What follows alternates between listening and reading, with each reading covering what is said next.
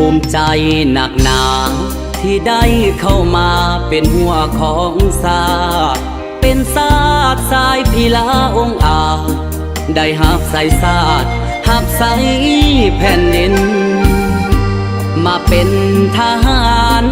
ต้องห่างไกลบ้านที่อยู่ฐานถิ่นปกป้องเขตน้ำแดนดินให้ลาวทุกถิ่นอยู่สุขโฮมเย็น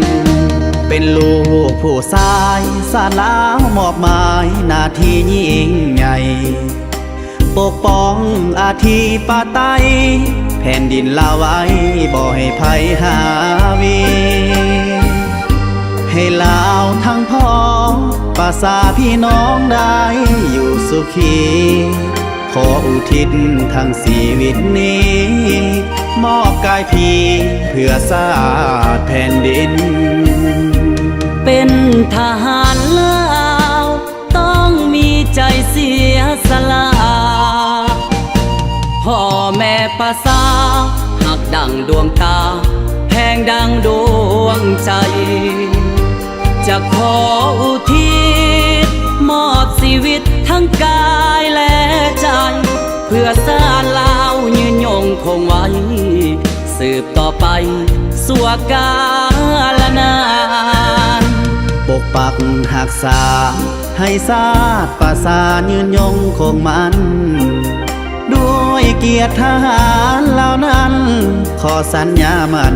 ด้วยลูกผู้ชายจะเป็นทหารปกป้องเมืองบ้านไปจนวันตายตราบสู่ฟ้าดินมาลายจะขอพี่กายเพื่อชาติลาว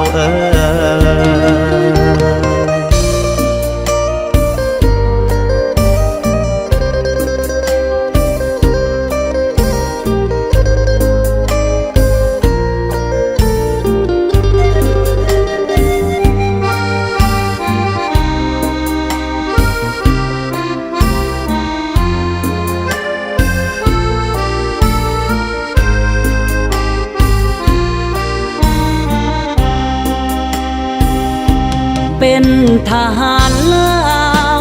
ต้องมีใจเสียสละพ่อแม่ประสาหักดังดวงตา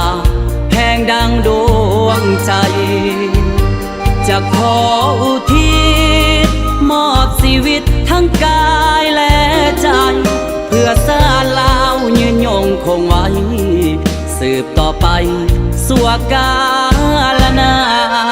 นปกปักหักษาให้ชาติประสานยืนยงคงมันด้วยเกียรติทหารเหล่านั้นขอสัญญามันด้วยลูกผู้ชายจะเป็นทหารปกป้องเมืองบ้านไปจนวันตายตราบสู่ฟ้าดินมาลายจะขอพี่กายเพื่อชาติลาวเ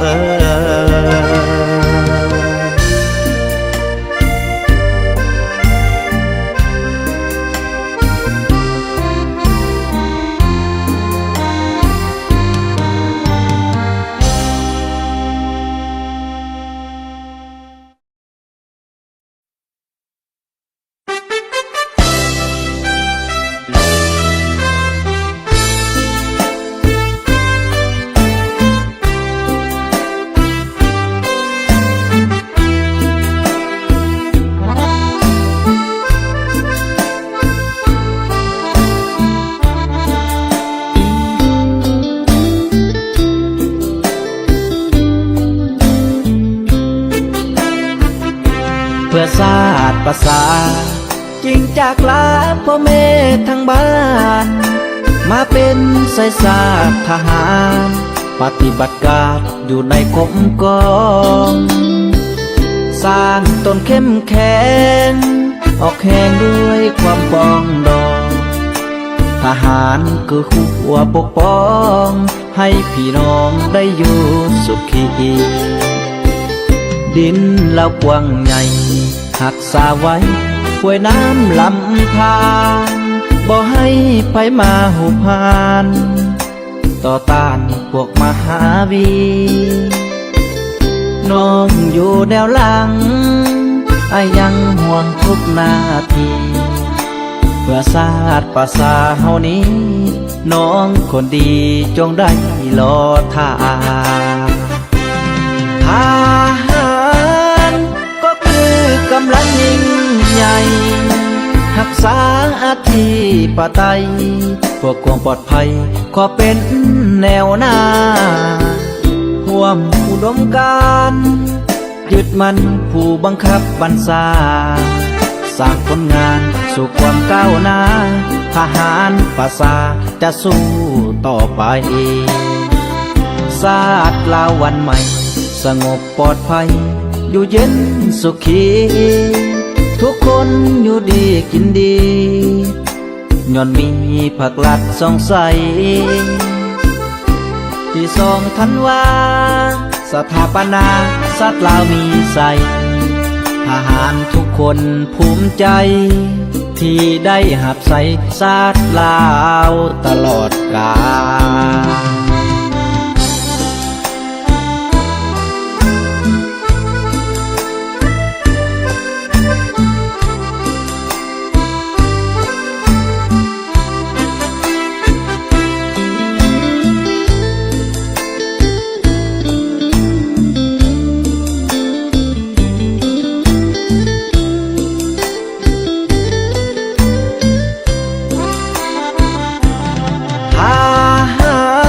ล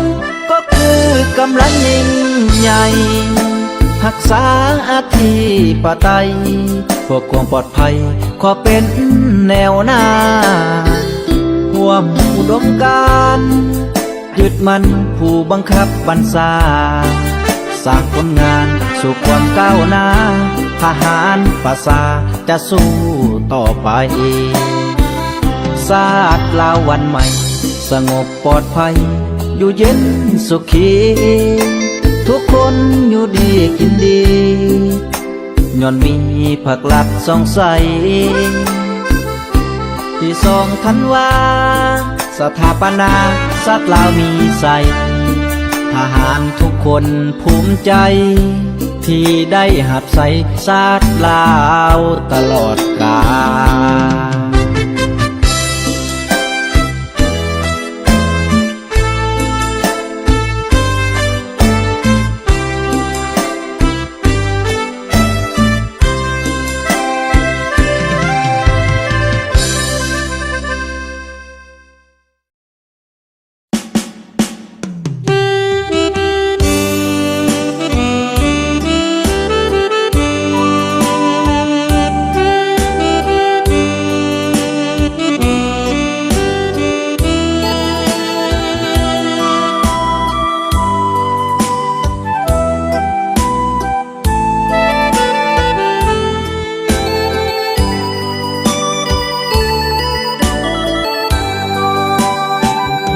ประเท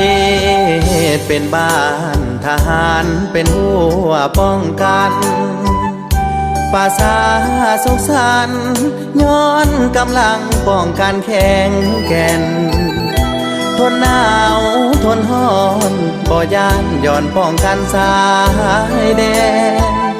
ยามคิดถึงแฟนสองแขนกอดปืนยืนยามประเทศเป็นบ้านทหารเป็นหัวแก่นแข็งภาษาหักเพลงทหารคือป่ากับน้ำห่วมกินห่วมอยู่ห่วมต่อสู้สร้างวีรกรรมปกป้องพื้นแผ่นดินคำมี คุณค่าล้ำเนื้อดวงชีวิต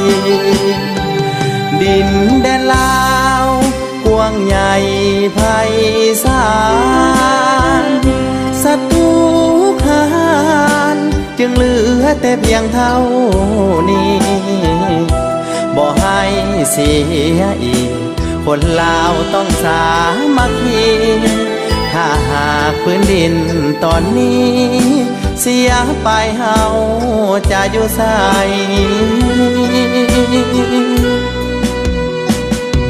ประเทศเป็นบ้านทหารเป็นหัวแน่นหนาเพื่อชาติประชาทหารอาสาหับสายได้หาบของฝากจากแนวหลังสุดแสนดีใจยังมีสารอวยพรส่งให้เป็นกำลังใจทหารสายแด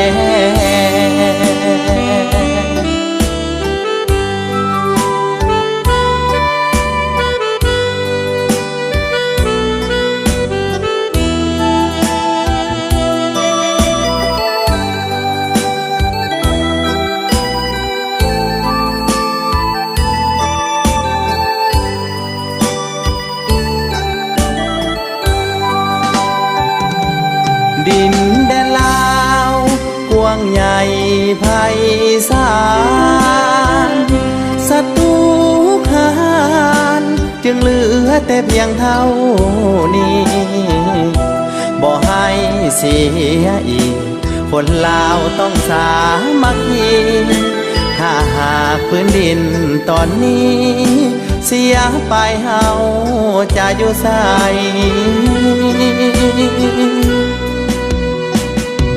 ประเทศเป็นบ้านทหารเป็นหัวแน่นหนาเพื่อชาติประชาทหารอาสาหับสายได้หาบของฝากจากแนวหลังสุดแสนดีใจยังมีสารอวยพรส่งให้เป็นกำลังใจทหารสายแด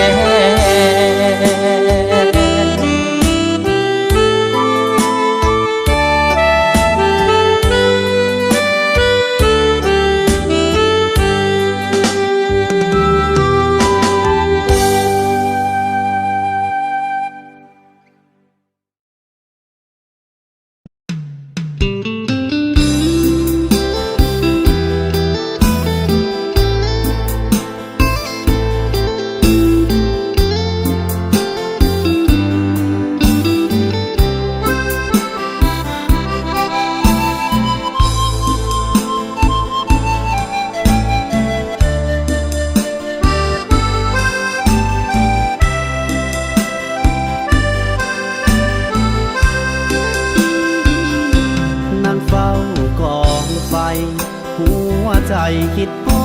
ดเจ้าแหงคอยคำยามแลงอากาศมันหนาวเหลือเกินอยากโทรถามข่าวว่าเจ้าเป็นอยู่จังใดโทรแอปหรือว่าโทรไลน์โทรไปเห็นหน้าคนนี้ฮอดยามเดือนหา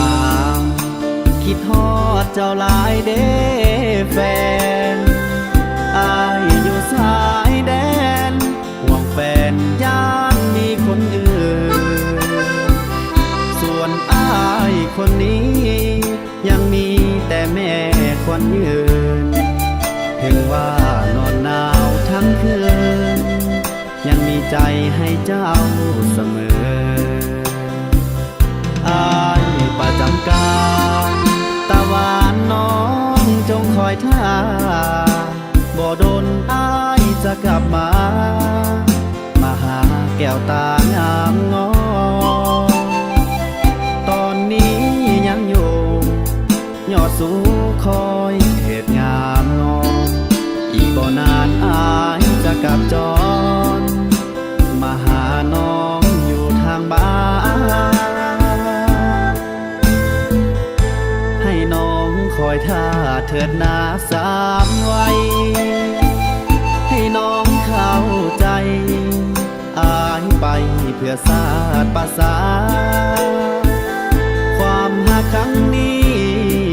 เต็มที่แล้วน้องการนาสำเร็จเรียกงานแล้วนะอายจะมาสู่ขอน้องนา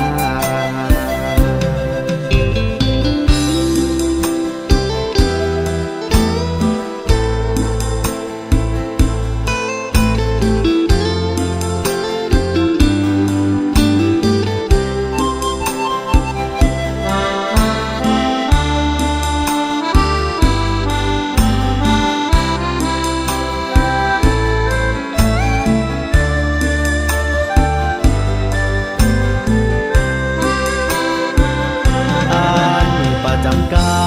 รตะวันน้องจงคอยท่าบ่โดนอายจะกลับมาหาแก้วตางามงอตอนนี้ยังอยู่ยอดสูคอยเหตุงามงออีกบ่นานอายจะกลับจรมาหาน้องอยู่ทางบ้านคอยท่าเถิดนาสามไว้ให้น้องเข้าใจอายไปเพื่อศาสตร์ภาษาความหักครั้งนี้เต็มที่แล้วน้องการนาสำเร็จเรียกงานแล้วนะอายจะมาสู่ขอน้องนา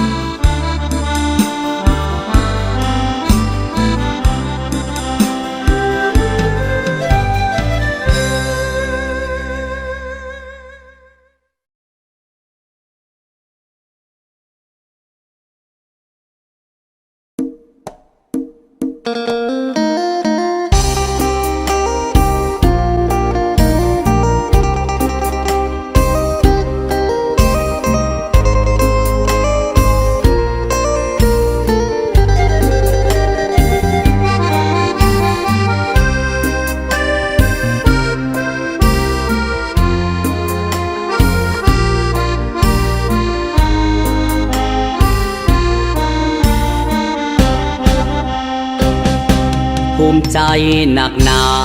ที่ได้เข้ามาเป็นหัวของศาสตร์เป็นศาสตร์สายพิลาองค์อาจได้หับใส่ศาสตร์หับใส่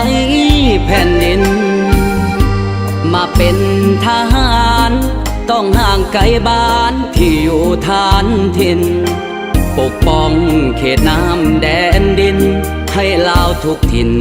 อยู่สุขโฮมเย็น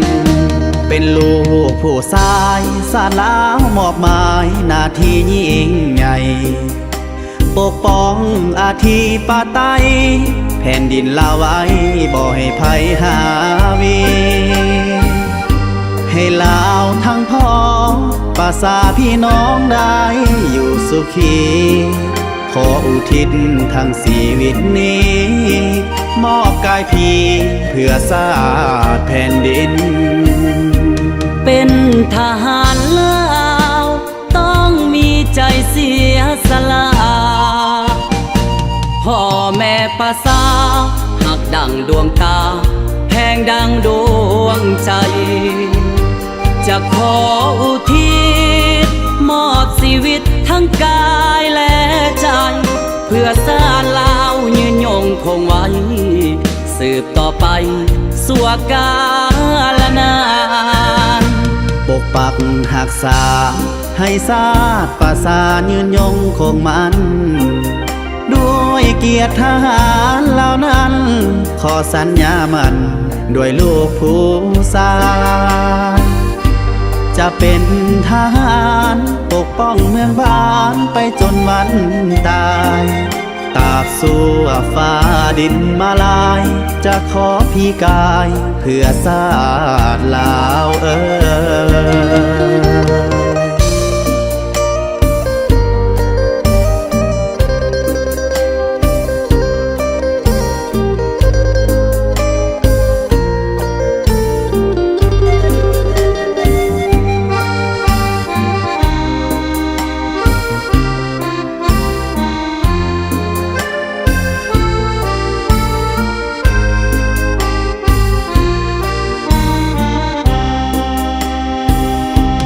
เป็นทหารลาวต้องมีใจเสียสละพ่อแม่ภาษาหักดังดวงตาแพงดังดวงใจจะขออุทิศมอบชีวิตทั้งกายและใจเพื่อชาติลาวยืนยงคงไว้สืบต่อไปสั่วกาลนานปกปักหักษาให้ชาติประสานยืนยงคงมันด้วยเกียรติทหารเหล่านั้นขอสัญญามันด้วยลูกผู้ชายจะเป็นทหารปกป้องเมืองบ้านไปจนวันตายตราบสู่ฟ้าดินมาลายจะขอพี่กายเพื่อชาติลาวเ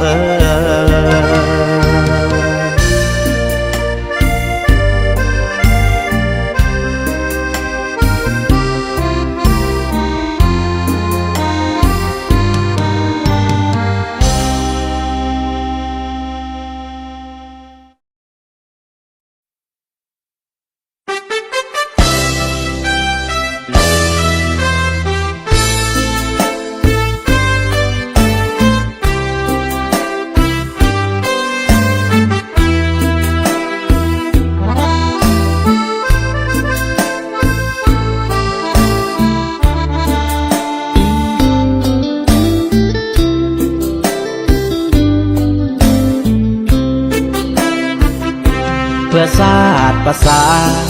จริงจากลาพ่อแม่ทั้งบ้านมาเป็นสายสาสทหาร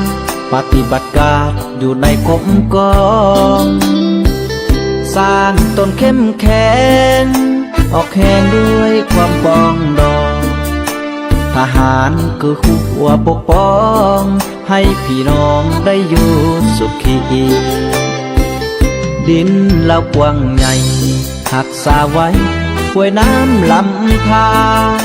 บ่ให้ไปมาหุบพานต่อต้านพวกมหาวีน้องอยู่แนวหลังยังห่วงทุกนาทีเพื่อชาติประสาเฮานี้น้องคนดีจงได้รอท่าทหารก็คือกำลังยิ่งใหญ่รักษาอธิปไตยพวกความปลอดภัยขอเป็นแนวหน้าร่วมอุดมการณ์ยึดมันผู้บังคับบัญชาสร้างผลงานสู่ความก้าวหน้าทหารประสาจะสู้ต่อไป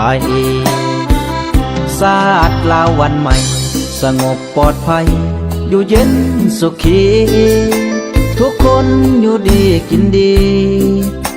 ย้อนมีผักลัดสองใสที่2 ธันวาสถาปนาชาติลาวมีใส่ทหารทุกคนภูมิใจที่ได้หับใส่ชาติลาวตลอดกา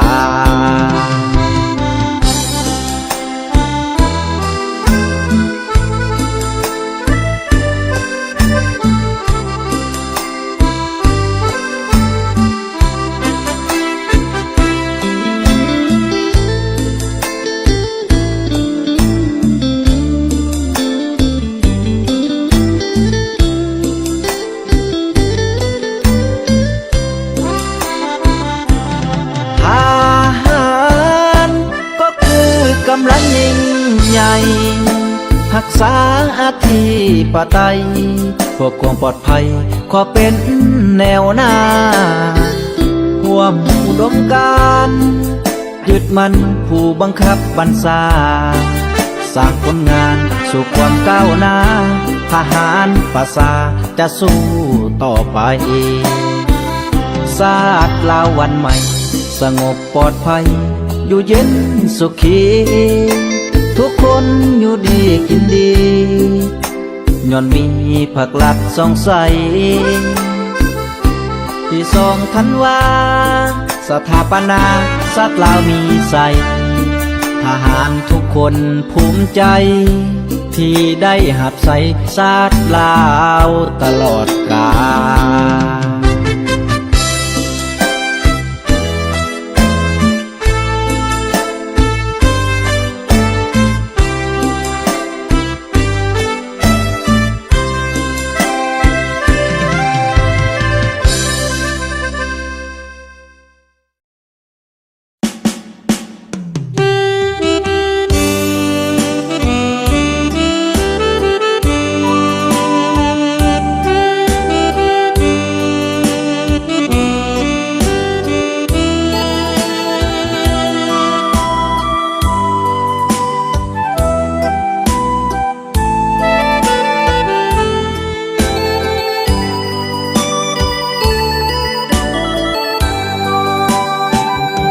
ประเทศเป็นบ้านทหารเป็นหัวป้องกันภาษาสุขสันต์ย้อนกำลังป้องกันแข็งแกร่งทนหนาวทนร้อนบ่ย่านย้อนป้องกันสายแดนยามคิดถึงแฟนสองแขนกอดปืนยืนยามประเทศเป็นบ้านทหารเป็นหัวแก่นแข็งภาษาหักเพลงทหารคือป่ากับน้ำห่วมกินห่วมอยู่ห่วมต่อสู้สร้างมีละกรรมปกป้องพื้นแผ่นดินคำมีคุณค่าล้ำเนื้อดวงชีวิตดินแดนลาวกว้างใหญ่ไพศาลศัตรูหารจึงเหลือแต่เพียงเท่านี้บ่ให้เสียอีกคนลาวต้องสามัคคีถ้าหากพื้นดินตอนนี้เสียไปเฮาจะอยู่ไส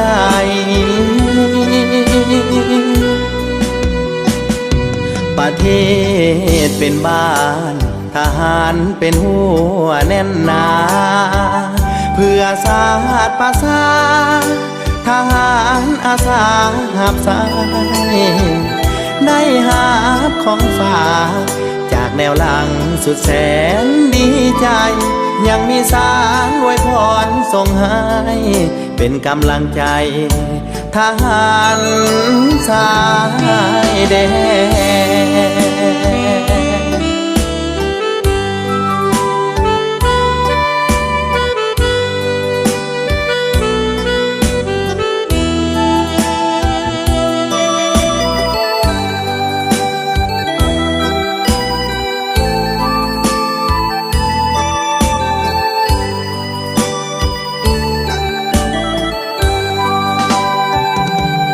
ดินแดนลาวกว้างใหญ่ไพศาลศัตรูหารจึงเหลือแต่เพียงเท่านี้บ่ให้เสียอีกคนลาวต้องสามัคคีถ้าหากพื้นดินตอนนี้เสียไปเฮาจะอยู่ไส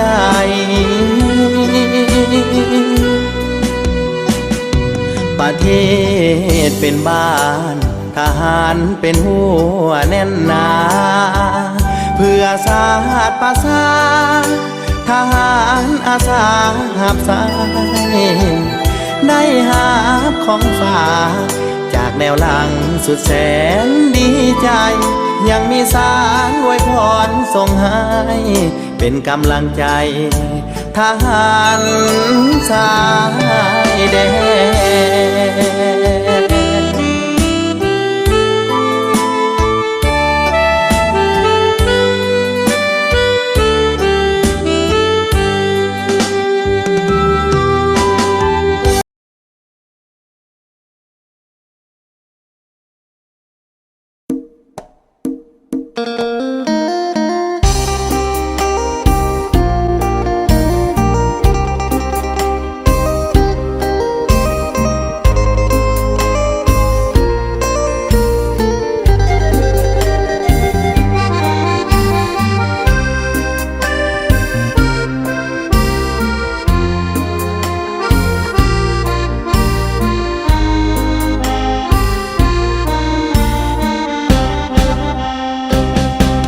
มิใจ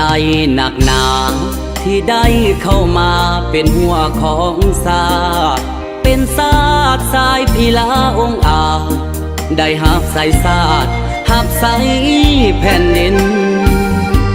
มาเป็นทหารต้องห่างไกลบ้านที่อยู่ฐานถิ่น